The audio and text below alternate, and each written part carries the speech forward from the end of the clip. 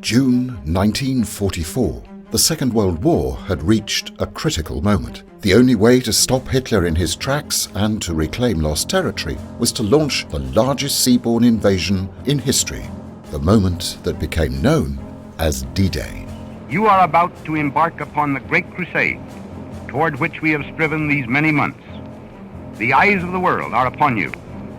The hopes and prayers of liberty-loving people everywhere march with you. The D-Day invasion was spearheaded by paratroopers.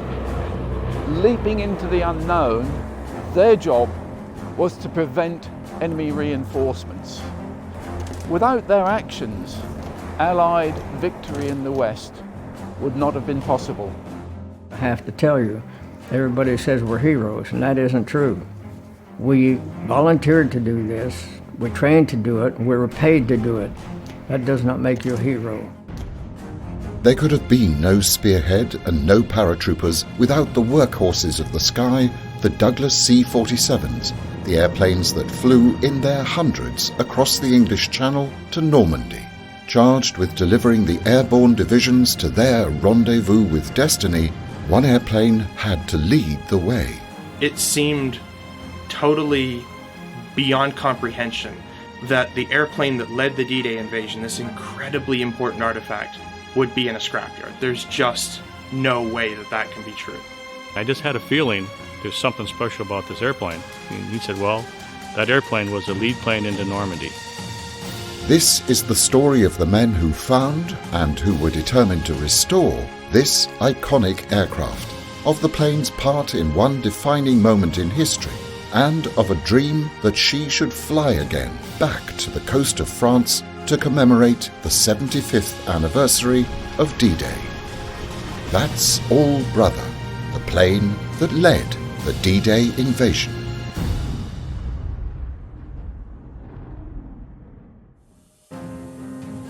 Continuing the story of That's All Brother from her discovery and early stage restoration to the success of her first flight. She was installed at her new home at Centex. Dedicated teams completed her interior fittings and exterior paintwork, including the faithful reproduction of her nose art. Relatives of the former crew and paratroopers took part in an emotional relaunch at Oshkosh Air Show. There was distressing news of the sudden demise of her sister aircraft, Bluebonnet Belle, and renewed concerns that an oil leak in That's All Brother's left engine had become noticeably worse. Now the pressure to return That's All Brother to France is beginning to mount significantly.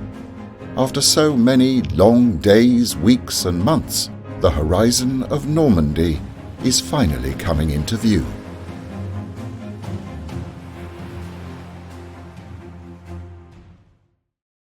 As the work on That's All Brother's stricken engine continues, the CAF are reminded that such occurrences were not uncommon during wartime. Many new C-47s had similar engine problems before they reached the combat theatre. Pathfinder pilot David Hamilton recalls one such event in North Africa.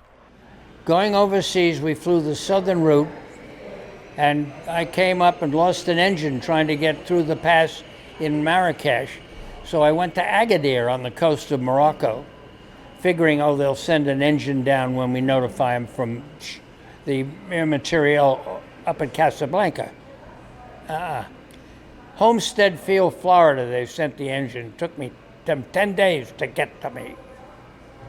My crew chief, my radio operator, my co-pilot and I, and two guys from the PBY Naval School, because same engine in the PBY. We changed the engine, got it to work fine. I eventually got in, checked into Casablanca to air material because I had to have it cleared. And Bob Hoover was the captain, clearance officer. And he said, is the airplane flying fine? I said, yes, just going great, no problem. He said, sign here, boom, have a good trip. And I went to England. The engine suppliers and the team at Basler had been hard at work. To everyone's great relief, the engine repair was completed successfully, and once again, the Pratt & Whitney power plant was reunited with That's All Brother.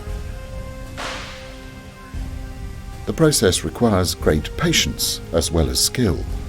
The team take all the time required to carefully position and reattach the repaired engine. It is vital to keep to the schedule and to ensure the success of her mission that this all goes according to plan.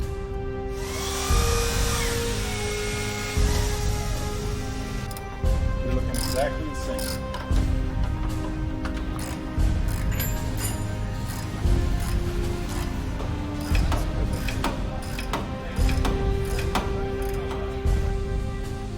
Central to the events that led up to D-Day and to events marking the 75th anniversary, Greenham Common stands as witness to all that went before. Greenham Common, England. When Eisenhower arrived here on June the 5th, 1944, he had with him a retinue of press corps, the media. He had made a famous uplifting speech for the morale of the men. But Eisenhower had the weight of the world on his shoulders, and he knew beyond that morale-boosting speech, everything might fail. In the event of it going disastrously wrong, Eisenhower had prepared a letter to be issued accepting full responsibility for the failure of D-Day. Happily, that version of history did not happen. Not far from where I'm standing stood That's All Brother. Donaldson and Daniel were doing their pre-flight checks. The aircraft had been readied by the ground crew, working hard to make sure everything was as prepared as it could be for the vital mission being flown that night. The men were anxiously waiting to board. They wanted to get on and get it over with.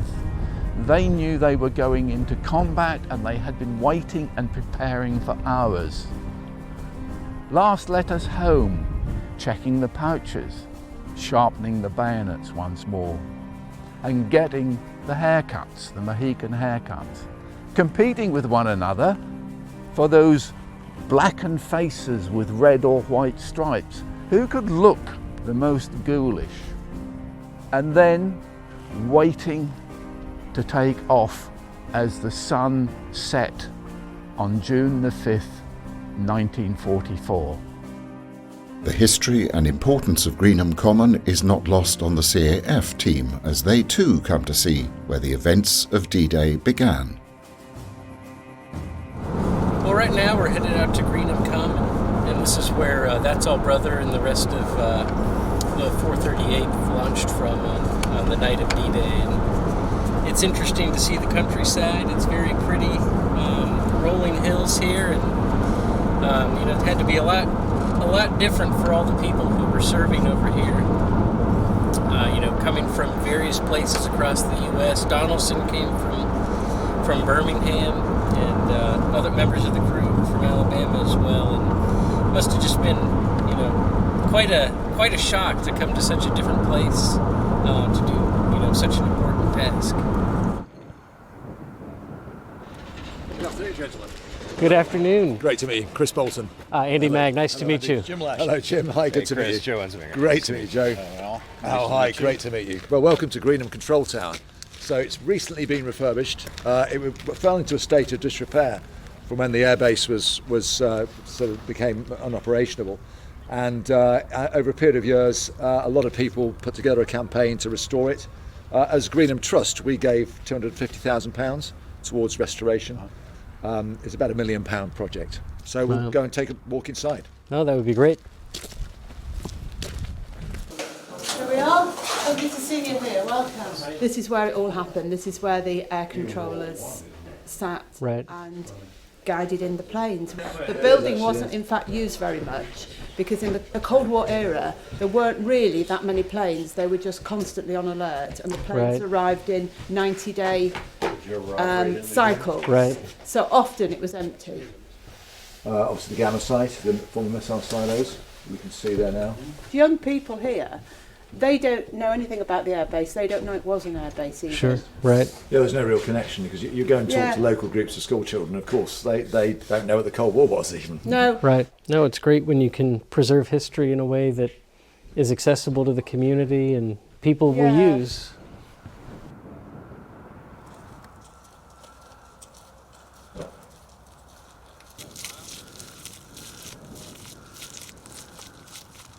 Well, we're out on Greenham Common. We're kind of walking toward the runways, and this used to be a SAC base, but before it was that, it was a base that was used by the U.S. Army Air Corps in 1944. And so we're going to kind of walk to the middle here, where there's a little pad of concrete from the old concrete runway. Yep.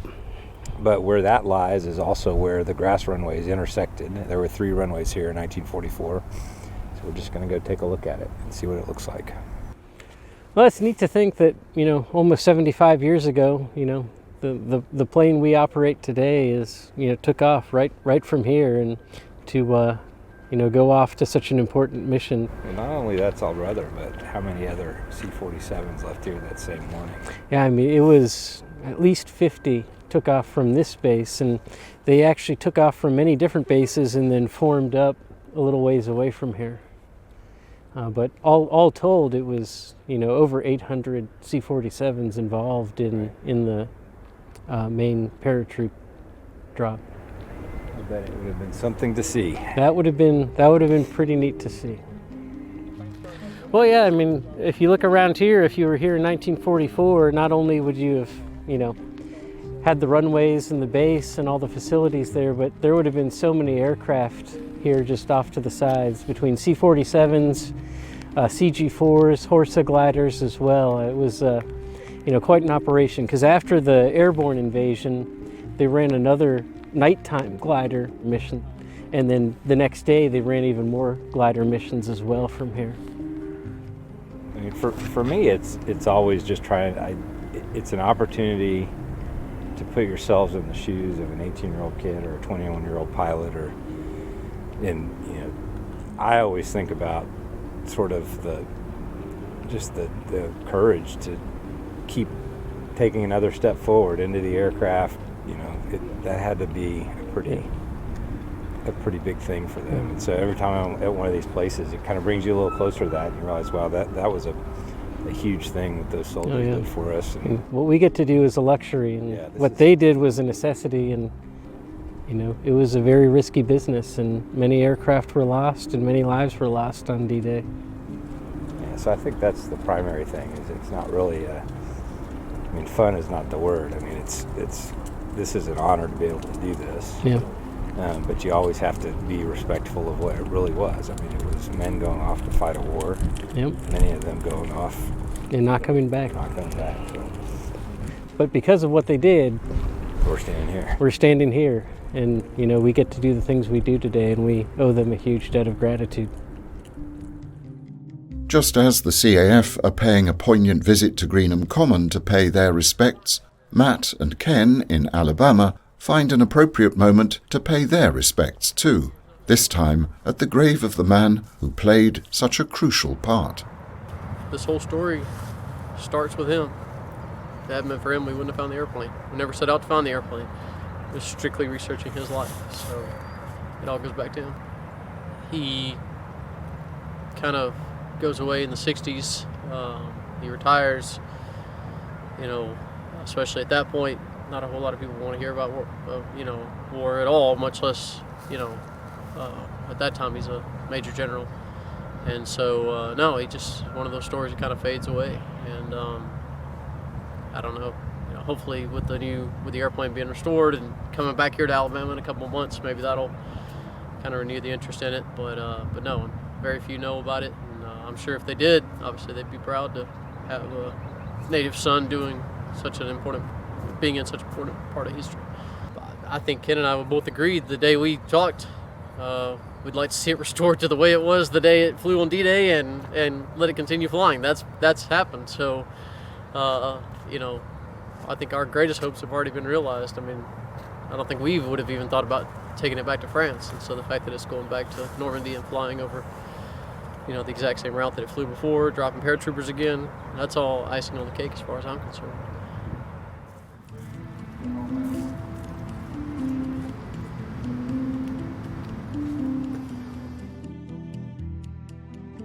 The CAF have returned home with a heightened sense of their mission. As we learned before, the trip across the Atlantic cannot be undertaken without a significant number of spares. Not least of these is a minimum of one backup engine. What we've had arrive here is a spare engine for our C-47, an 1830-92 that's been overhauled. And that'll get us through any problems that we've got of any engines.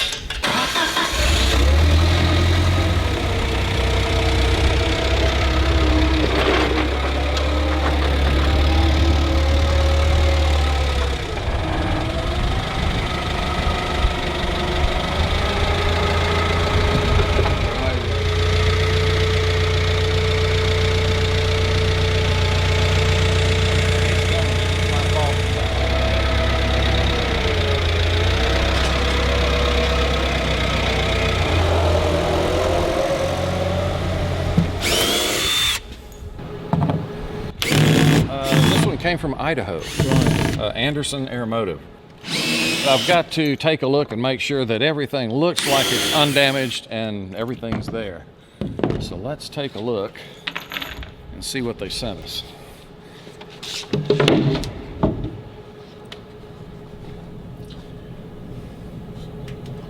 That's a pretty engine. This one is what we call an IRAN engine, inspect and repair as necessary, or replace as necessary. So it hasn't had a full overhaul, but it's a complete engine that's been built, is ready to run, and we can just bolt it on the plane and go if we need to.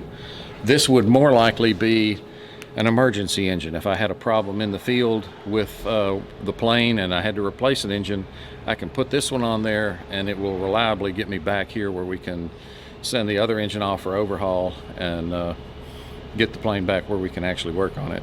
We're really kind of shaking it out right now with the test flying that we're doing. I say test flying. We're taking it to shows. Our pilots are getting qualified. We're putting hours on it. We've got about 50 hours on it since March when the plane was delivered to us.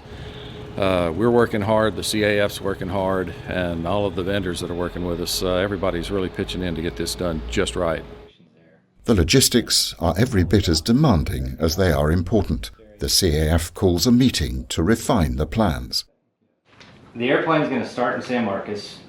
We're flying to New Orleans, Lakeland, Florida, Birmingham, Alabama, Atlanta, and Dover, Delaware, and then we're going to end up at Oxford, Connecticut. And then from there, that's when the trip starts. And so on the 18th, we're going to go from Oxford to, I believe, Goose Bay, and then across to Narsarsuaq. I think that's how you pronounce that. And then to Reykjavik, and then across to Prestwick. And then we'll park in Prestwick for a week or so, and then move down to Duxford. We'll be doing a lot of airshow stuff at Duxford. It's actually a little short for our SOP, but we're gonna make an exception for it. How long is it? 4,800 feet, I think. We're doing some flyovers of some strategic areas on the way. We crossed the channel. This is about a 2-hour flight, and we're going to be landing in Caen. Depart on the 18th of May, come back around the last week of June. Wow. And maybe the first week of July. All the while in wartime France, the resistance had been on standby for many weeks, awaiting word of the forthcoming invasion. At last, D-Day was imminent. The resistance were working with the Allies. Communication was going backwards and forwards across the channel, and the resistance were waiting for a particular message. And that message came on the evening of June the 5th, the second part of a message that told them the invasion was on. Immediately they started to disrupt German communications, telephone lines cut, telegraph poles destroyed, train tracks blown up, trains misdirected, anything to disrupt and prevent the Germans bringing through reinforcements to assist the Allies. On Greenham Common, ahead of the invasion force, the very first wave was leaving, the Pathfinder planes, carrying troops capable of setting up strategic radar beacons needed to guide the main wave to the predetermined drop zones. At long last, D-Day proper was underway. We had a final briefing and relaxed, went through the sand tables again, the drop procedure. Then we slept and ate a little. And then we went out to the plains at around, I'd say maybe 7:30 or 8 o'clock. And then we took off, and 3 ship formations. The 101st took off first. They had a little further to go. And the 82nd planes, 9 of us, we took off later. The last 2 planes were the drop zones for the glider landing. There was a fog bank, unreported, over the drop area. And nobody broke radio silence to let us know. But amazingly, we stuck in formation. And drop zone T-Tear had 3 planes drop in there, and the drop was perfect. The flak was intense, but small arms. And I had lots of holes in my airplane, but mostly 25 caliber Schmeiser machine pistol, which will give you an idea of how low I was after I got rid of my troopers. Because I dropped my troopers starting at 800 feet, got down to about 680, then they pulled in the static lines and I hit the deck. And we had to lift our right wing to go by the church steeple of St. Mary Glees. And the only 101st had 1 drop zone where the plane had to do a 360 and go back, but it eventually, every Pathfinder landed in his drop zone. When the day came, every airbase in the southeast and beyond had a full part to play. The fighter squadrons of Mustangs, for example, providing cover and protection, as well as causing as much disruption as possible to enemy forces, were fully engaged. This is Bottisham Airfield. Yep. So what units were based here? This was the home to the 375th Fighter Squadron. Of the 361st? Fighter Group, yeah, flying Mustangs on D-Day. They were flying combat air patrols. They took off before dawn and landed after dusk, basically just stopping any enemy fighters getting through to the airborne forces. They didn't want the German fighters tangling with the Dakotas. Oh, because they would have massacred them, wouldn't they? Oh, yes, they would, yeah. Yeah. So it's very important to provide that safety net. So it was a shield. This was part of a big Allied shield then, basically, protecting the... Eisenhower put all his fighter groups in an umbrella around the beaches to stop anything getting through. And this is the actual room that the briefing occurred that morning. Yeah. So the tension here must have been palpable then as those young men came in, knowing that something really big was going down. Yeah, I can't begin to imagine people sitting in this room and in the news that you're going to be landing in France and you're providing that umbrella and you're expected to be in the air nearly the whole day and land a Mustang at night. It must have been a fairly hectic day. Where was the briefing screen then? Where was the stage? It would have been huge. Basically, we've got a photograph of the squadron commander standing a couple of steps behind you. Big map of Europe on this wall here. He's got a pointer. He's showing the guys where the targets are, where their designated areas to fly. And there's a status board here on the wall behind you, telling them what flights they're in, what machines they're flying that day. This is where they'd have learned what they were doing. And here we're in the heart of East Anglia, and the skies would have been very, very congested on that morning then, I guess. I can't begin to imagine it. Every fighter group was in the air, most bomber groups were in the air, and you've got Transport Command flying the airborne forces in. I mean, it must have been hectic. Yes, I think from an historian's viewpoint, you can only imagine the sounds that must have been shaking this building that morning as the aircraft thundered out. So you can imagine 70 Mustangs starting up at once, the noise that must have made. When did they put the stripes on the aircraft? I think it was on the evening of the 5th. So they were busy. So they would have seen all the hubbub going on of painting their beautiful, nicely polished Mustangs with these ghastly black and white stripes. Yeah, and they were just quickly thrown on because they had to do 60, 70 aircraft in about 3 or 4 hours, so it wasn't a precision job. Did they fly more than one mission that day? They did. They flew 6 missions that day, yeah. 6 missions? 6 missions, yeah. They split the group up into 2 halves, and they kept one group in the air all day. Gracious. So did they have any engagements with enemy aircraft? They certainly did, yes. They shot down, I think there was one plane destroyed, and they shot up quite a lot of tanks and enemy patrols. Of course, trying to prevent enemy forces getting through to the beaches. Yeah. So they were strafing anything? Yeah, anything that moved, yeah.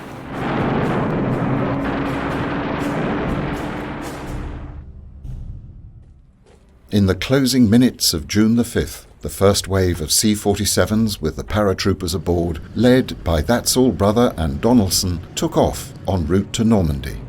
By now, though, the enemy forces were on full alert, and their passage over was anything but smooth. Going across, it was, you could look down and see all those ships down there, and you realized that this was the largest armada of ships that anybody has ever seen. People have asked me if we were afraid. No, we were not afraid. There was a little apprehension because we'd never done this before. But that also worked in the fact that we weren't afraid because we didn't know we'd never done it. We didn't know how bad this was going to be. So we came close to the coast, then the clouds rolled in. We were flying in serials of 9 planes. The first plane in each serial was the only one that had a navigator. There was on the ground a thing called a Eureka. It would send the beam up to the plane. They had a Rebecca. There were those, in every area they had a guy on the ground with the Eureka, and you're supposed to home in on him. What happened when they got into this cloud bank, we were flying almost propeller to tail. So the first thing they did, self-preservation, scatter, or we're going to wreck. In doing that, they lost the navigator. So the 8 planes behind him had no idea where they were because the navigator was gone. They were so certain because of the time element that they had flown that they were dropping people in the right place, and they were not. It was good and bad. It was bad because our plan fell apart. It was good because it confused the Germans. They just had no idea of how many people there were. All they knew was that every place they looked, there was paratroopers. And as far as actual fear, I stood in the door and looked out, and I felt no fear at the time, and I've talked to the other guys, and none of them have said the same thing. It was fascinating. You could see all of those heavy caliber tracers coming up. Every fifth shell that was coming up was a tracer, but it looked solid. They were hitting the planes next to us. There were planes blowing up. They were coming up through, hitting people in the plane. And we were so low that the ground fire from machine guns was coming up through the planes. And all we could think of then was, let's get out of here.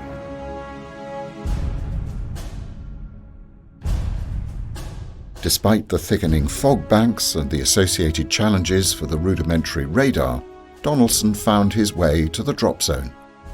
Well, studying the maps, we think we know pretty much on the spot where That's All Brother deposited the paratroops on board her aircraft. She put, through Donaldson's courage, her men where they were meant to be. And that was the time, the green light and out. They were helpless. They feared as they leapt out of the aircraft and descended from the skies here that they would be machine gunned, and many were. In the darkness, they were trying to find one another. They had their little clickers. Was it somebody friendly? Hopefully you got a responding click. It would be one of your men. Then 1, 2, 3 others gathered. Around 75 of them made a textbook attack on Saint-Marie-de-Mont. They positioned machine guns to enfilade the enemy, and they went in, almost leapfrogging, building to building. And in a brief, fierce combat there, they took the church. And within hours, many objectives had been achieved, which made it possible then for the troops coming up from the beaches to proceed to some extent as planned. And through the night into the early hours of the morning, that bitter, vicious combat went on. But slowly but surely, the Americans gained the upper hand? Our objective for my battalion, or my company, was 2 bridges near Brevans. One was a pedestrian bridge and one a vehicle bridge. Those were built a few months before we went over to funnel reinforcements down to the beach forces. That was critical that we had to stop that. We did take the bridges the first day. The 82nd and 101st Airborne Divisions were in action 33 and 24 days respectively. The 82nd, having captured Saint-Mère-Église and secured the bridgehead across the Mer de Ré River, destroyed other river crossings, protected the flank of the 7th Army Corps, and drove west to the Douve River. The 101st seized the areas assigned it, destroyed bridges, and drove on to Carentan to establish a defense area there. We were supposed to be in there 3 days. That's what shock troops do. They are not defensive people ordinarily. But they had nobody else to put in. It was harder than they thought, so they decided to keep us in. We were in it for 33 days before we went back to England. Dropping the paratroops and their part in preparing the way proved vital for the wave after wave of ground troops who landed amid such heavy fire on the beaches. Though many pilots had not found their predetermined drop zones, due in large part to the fog, the paratroops' role proved crucial in opening up lines through which the Allied forces could advance. As part of her preparations, That's All Brother regularly takes to the air, not least of all to put time on her freshly repaired engine. Today, she adds extra purpose to her flight, this time to Dayton, Ohio, to reconnect with a familiar face and one of the original paratroopers, Jim Pee Wee Martin.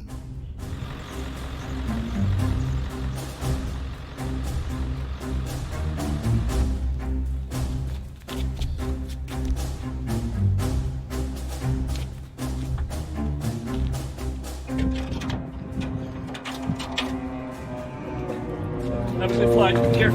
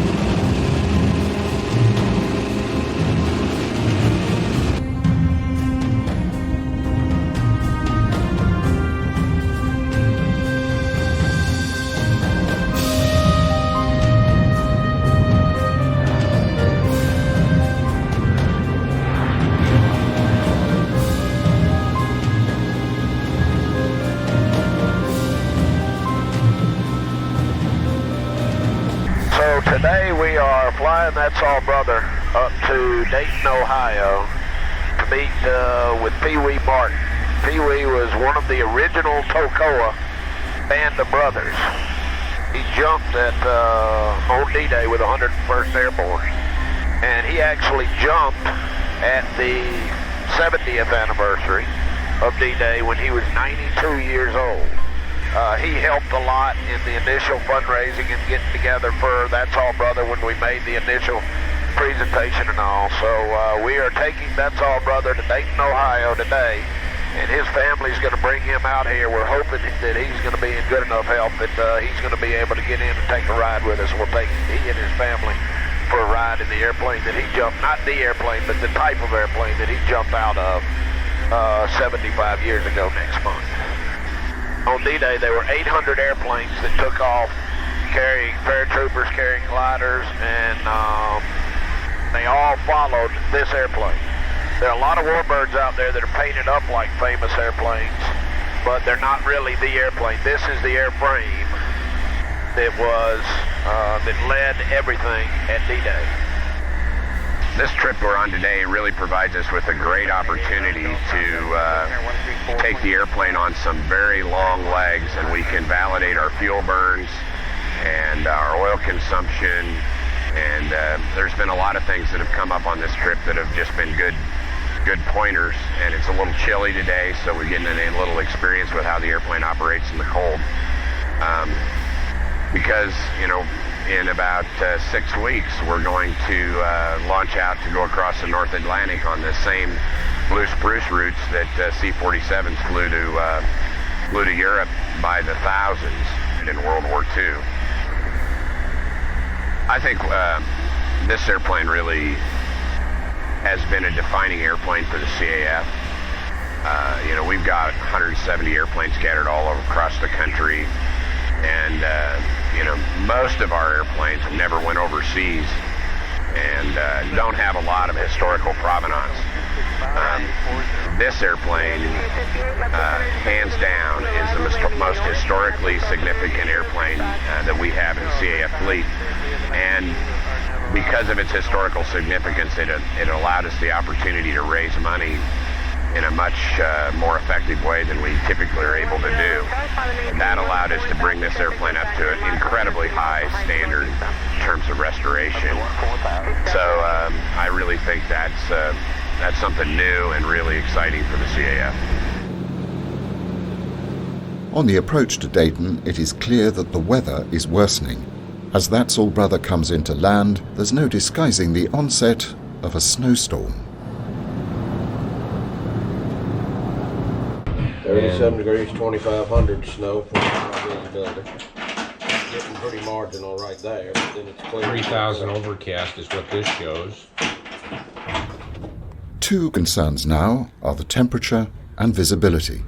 Despite these, the crew are keen to put That's All Brother through her wintertime paces, with the upcoming Atlantic crossing very much in mind. Hey Pee Wee, how are you? Good. Good to see you. Hello, sir. How are you? All right, very good. Hung on. Wow. Here we go. Keep it up.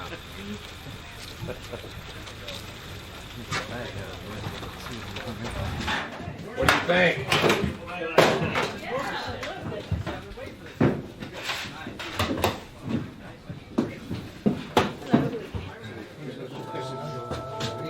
Yeah, that's true. Yes, I could have.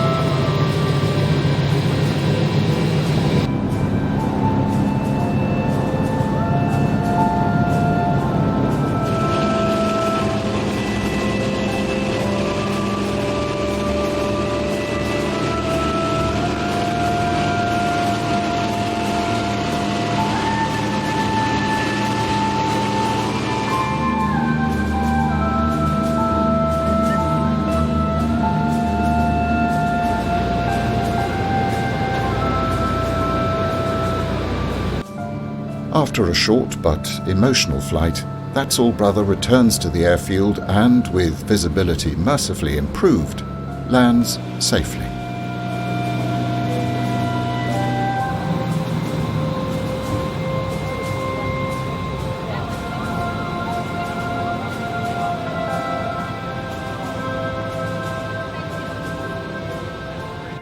We have heard people over and over and over and say, "Thank you for your sacrifice."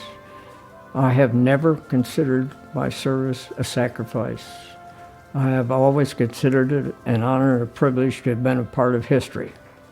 And I sincerely mean that, because I'm just a little guy, a country bumpkin, and all of a sudden I'm thrust in the limelight because I went to Normandy. See, and what's important now about all of this restoration and what you are doing right now is that we're going to be gone, and you're going to be the last people to have talked to somebody that's actually been there, and you're going to preserve that. You think about that. There is no glory in combat, believe me. There's no glory. There is afterwards, but not while you're doing it. I'm not usually emotional, but I'm emotional today. Bring whatever looks good. Okay. Thank you. And I thank all of you people for what you've done for me. Well, thank you. Jim clearly cherished his brief flight, although he had originally jumped from a different C-47. That's All Brother, though, has plenty of stories of her own. Dads, uncles, grandfathers, the men that flew this airplane had touched people's lives. The photos were still out there, the family albums, the archives, the information, and stories like Chappie Hall and his role as Jumping Jesus, this airborne paratrooper chaplain who jumped with the men.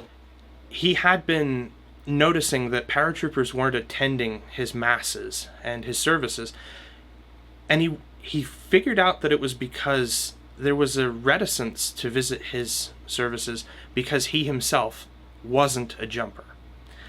So he decided to go and receive jump training, and he noted that there was a massive increase in the number of men who came to his services and his masses after he came back with his jump wings. Now, Hall was interesting not only for the fact that he went and became jump qualified as a chaplain, which at that time wasn't required, but that he chose to accompany the men to Normandy on the D-Day mission. Now, a chaplain could be argued to be not necessarily essential personnel in that first wave, but he felt strongly that as shepherd to those men, that he should endure the same challenges that they do, and basically go over there with them. So he joined the unit on board That's All Brother, and he basically jumped right behind Old Mo Mosley, who was the unit's commanding officer. And in the airborne, there's a culture of, the officer is always leading the way. He's always the first one out of the airplane. And Mosley was no different. They weren't the only unique characters on the airplane. In fact, David Daniel, the commander of the 87th Troop Carrier Squadron, to which That's All Brother belonged, brought along his Scottish Terrier. Now, we had this sort of obscure reference to there being a Scottish Terrier on board the airplane, sat upon a stack of flak jackets from the memoirs of Chappie Hall. But it would be some months later during the crowdfunding campaign that we were actually shown a picture of the dog. The crew, when they returned to England, was photographed, and we were all looking at it really interestingly, thinking, wow, this is the crew as they return. Look at the load of stress that's off their shoulders, but they're also weary from a long mission. And we had the picture in our hands for a couple of days before someone finally said, did you guys see the dog in the middle of the picture? And sure enough, this black Scotty is in David Daniel's arm, and you can see his eyes reflecting the flash, and that's basically the only way you see him, but he's cradled right there in his arm.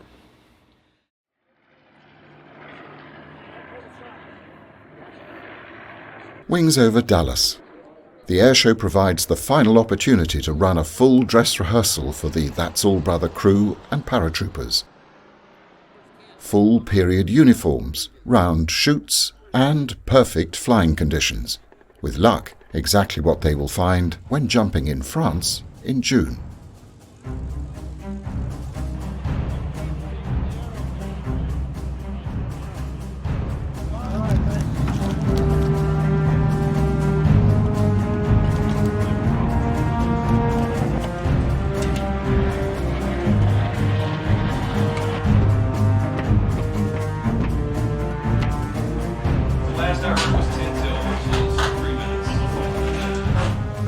So right now I'm hooking up all my communications. I have a radio so that I can talk to the drop zone safety officer, and then I've got a helmet that I'm going to wear with communications with the air crew and all the radios for the air show.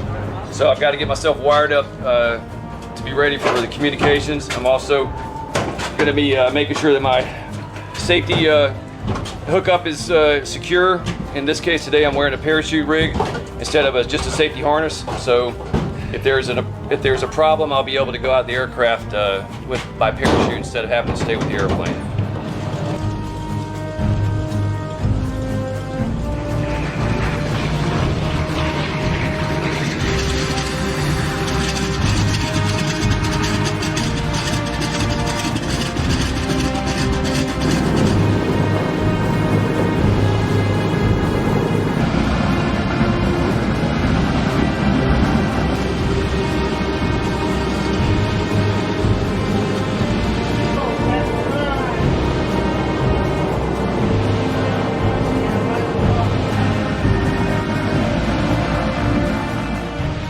Despite the perfect weather conditions, there are many matters for the jump master to consider.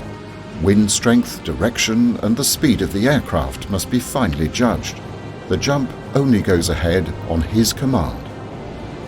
An airshow inevitably means a very crowded airspace too, and more than ever, safety considerations are paramount.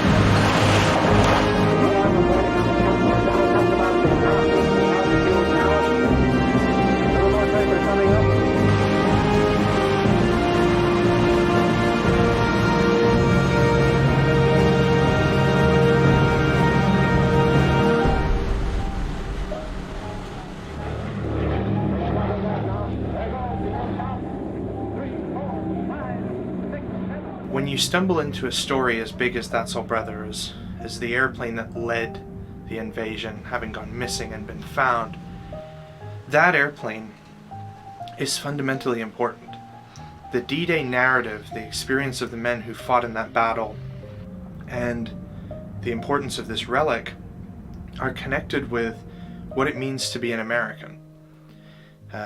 These airplanes represent, or specifically this airplane, represents an incredible piece of the cultural commonwealth of America. A part of what makes us who we are today is wrapped up in this machine. Those men who were on board flew over willing to risk their lives, knowing full well they wouldn't all make it back, in the cause of global freedom. This airplane has already lasted longer than any of the men who flew it that night or who jumped from it that night. And that is a small taste of how important it is, because for generations to come, this airplane will represent the only real link to that time. This airplane will be a time machine that reminds people that it was real, that those challenges were there, that tyranny was a problem, and that people were willing to stand up and sort of fight for what was right. At last, the day has come. That's All Brother has completed her astonishing restoration from boneyard to, very soon, battlefield. She's undergone every form of preparation and proved herself worthy in all tests and under all conditions. Now she is ready for her return to France. But first, the arduous Atlantic Bridge crossing must be negotiated.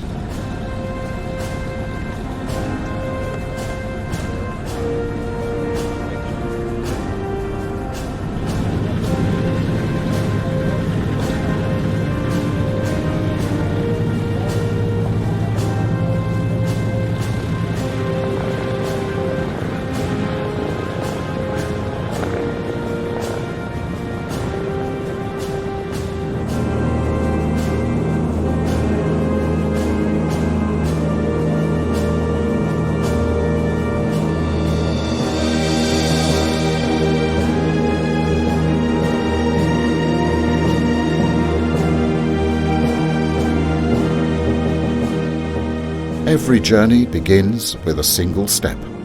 For That's All Brother, en route to France, that means a trip from Texas to New Orleans. She will have to visit 5 other states before leaving US airspace, before realizing the dreams of the CAF and all those who have brought her this far, before revisiting her defining moment. 75 years on, and counting.